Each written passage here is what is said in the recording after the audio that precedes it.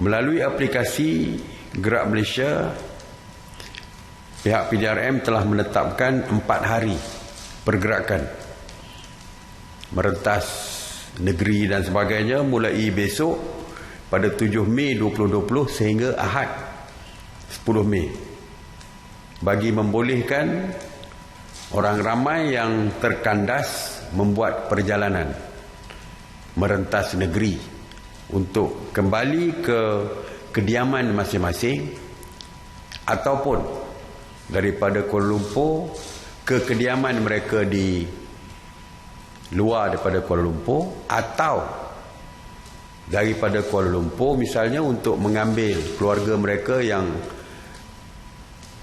terperangkap di kampung untuk dibawa balik ke Kuala Lumpur. Dan dari segi ketetapan yang telah pun dijadual yang dikeluarkan oleh pihak polis, esok 7 bulan dikhususkan untuk orang ramai yang terkandas di Kuala Lumpur untuk pulang ke kediaman masing-masing di negeri-negeri lain besok, sepanjang hari, 1 hari besok.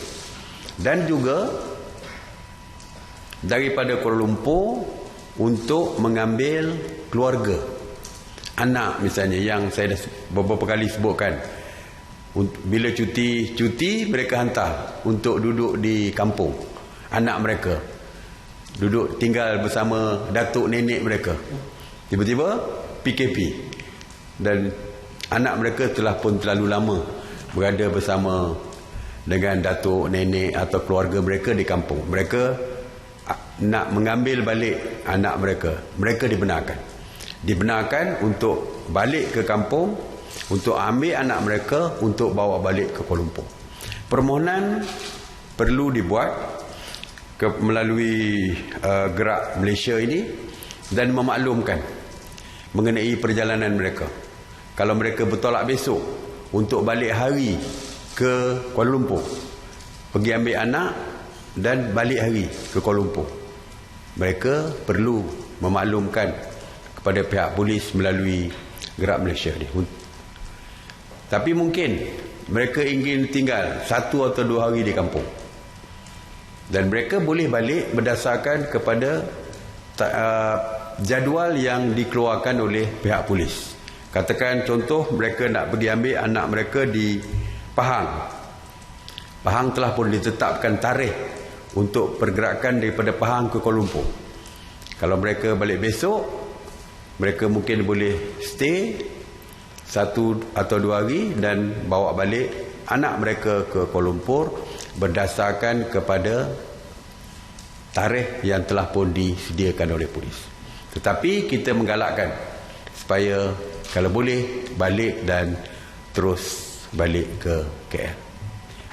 Cuma mungkin kalau yang daripada tempat yang terlalu jauh, sebagai contoh daripada Kuala Lumpur nak ambil anak di Perlis, mungkin tak sempat nak balik, jadi kita benarkan. Tetapi mesti maklumkan melalui Gerak Malaysia tentang tarikh untuk mereka pulang ke Kuala Lumpur dan sebagainya. Mulai daripada 8 hari bulan, pergerakan daripada negeri ke Kuala Lumpur ataupun di tempat kerja masing-masing lah. Untuk 8 hari bulan Mei, hari Jumaat, pergerakan bagi mereka yang berada di Perak, Johor dan Kelantan, 3 negeri, bergerak serentak pada hari Jumaat. Kerana perjalanan masing-masing berbeza, daripada Perak, daripada utara, daripada selatan, daripada Johor dan daripada pantai timur Kelantan.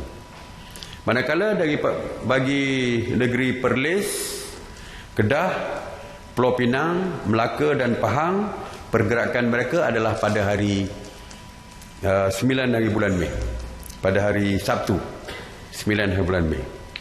Manakala pada hari Ahad 10 Mei ialah bagi mereka yang berada di Selangor, Negeri Sembilan dan Terengganu. Dan pergerakan mereka ini adalah sepatutnya terus, pergerakan yang terus. kecuali mereka nak menggunakan tandas di RNR. Gerai makan di RNR adalah ditutup, tiada gerai makan. Jadi saya nasihatkan, kalau perjalanannya agak jauh, bagi yang bukan Islam lah. Kalau bagi yang Islam memang tak ada makan lah dalam kereta. Bagi bukan Islam, kalau ada yang terlibat, mereka perlu membawa bekalan makanan, kerana RNR adalah ditutup. Begitu juga dengan surau di RNR juga ditutup. Ya, jadi kalau yang dibenarkan hanya berhenti di RNR untuk ke tandas mata-mata. Kalau satu orang saja menggunakan tandas, kalau ada 4 orang dalam kereta, 3 yang lain perlu berada di dalam kereta masing-masing. Dan pihak berkuasa akan berada di setiap RNR dan lain-lain tempat berhenti untuk memastikan pematuhan kepada SOP PKP ini. Perjalanan jauh kadang-kadang minyak tidak mencukupi, terpaksa berhenti untuk mengisi minyak. So di sepanjang lebuh raya, stesen minyak beroperasi daripada 6 pagi hingga 12 malam. Jadi boleh menggunakan stesen minyak di lebuh raya. Jadi itu saja mengenai Gerak Malaysia. InsyaAllah saya percaya pihak polis akan sekali lagi memaklumkan secara detail dan mereka mengeluarkan FAQ ataupun soalan lazim untuk dijawab oleh pihak PDRM.